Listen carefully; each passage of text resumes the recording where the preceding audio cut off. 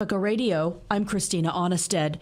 President Joe Biden has joined the chorus of calls for 3 Los Angeles City Council members to resign after a secret recording of the 3 engaging in homophobic and racist comments, including calling the black 2-year-old son of a colleague a monkey and discussing disenfranchising black voters during a redistricting conversation. The Los Angeles City Council passed a resolution calling for their resignation yesterday amidst widespread public outcry. Christopher Martinez reports. Councilmember Mike Bonin, the white father of the black 2-year-old, says he and his husband are angry and heartbroken for their family and for Los Angeles. Trusted servants who voiced hate and bile. Public officials are supposed to call us to our highest selves. And these people stabbed us and shot us and cut the spirit of Los Angeles. Members of the public took up the issue in a lengthy and heated public comment period. Among them, a woman named Dewey. Shame on all of you.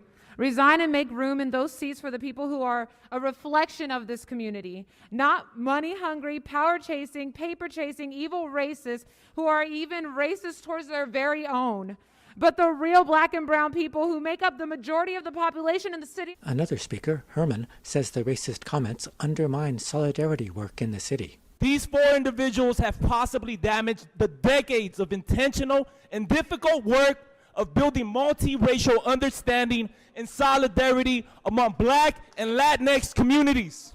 Over in Washington, D.C., President Joe Biden weighed in on the issue.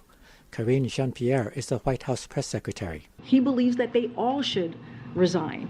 The language that was used and tolerated during that conversation was unacceptable, and it was appalling. Reporting for Pacifica Radio News KPFA, I'm Christopher Martinez. President Joe Biden will be in Los Angeles today, in part to campaign for Democrats running for office. Mary Sherman has more on national elections. Polling showing with less than a month until Election Day, the battle to control the 50-50 Senate is at a stalemate. Each party currently has the lead in just 1 seat currently held by the opposition. The Republican is slightly ahead in Nevada, while the Democrat has the lead in Pennsylvania.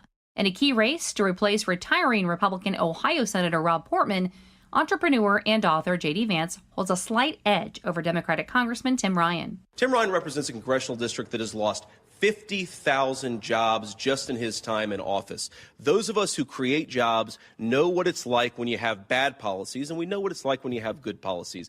During their Monday night debate, Ryan accused Vance of being an extremist. You're running around with Lindsey Graham, who wants a national abortion ban. You're running around with Marjorie Taylor Greene, who's the absolute looniest politician in America.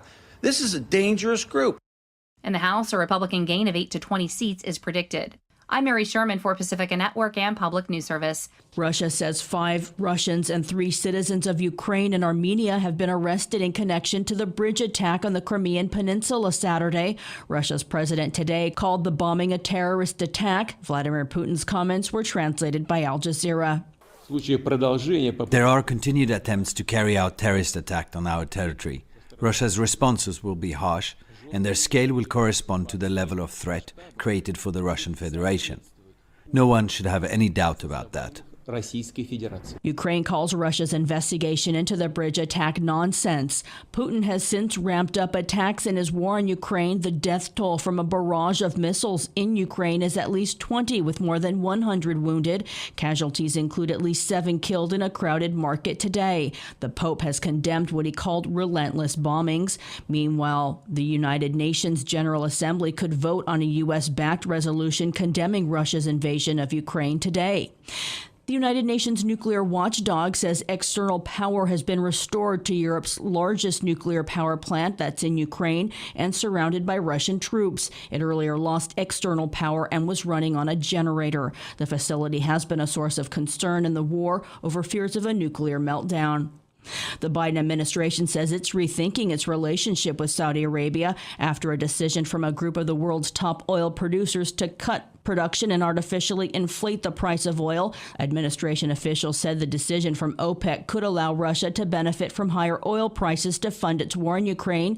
Here's White House Press Secretary Karine Jean-Pierre. Right now, this is not a time to be aligning with Russia, especially with this brutal, unprecedented war that they have started in Ukraine. And we have been very clear about that. The president has been very clear about that since the beginning of this war. Democrats have introduced a bicameral bill to block U.S. arms sales to Saudi Arabia. Connecticut Senator Richard Blumenthal and California Congressman Ro Khanna introduced the bill. In a statement, Khanna said, quote, there must be consequences for fleecing the American people in order to support Putin's unconscionable war. Jury deliberations begin today to decide whether Florida school shooter Nicholas Cruz will be sentenced to death or life without parole for the 2018 mass shooting of 17 people at the Parkland Marjorie Stoneman Douglas High School. I'm Christina Onnested reporting for Pacifica Radio.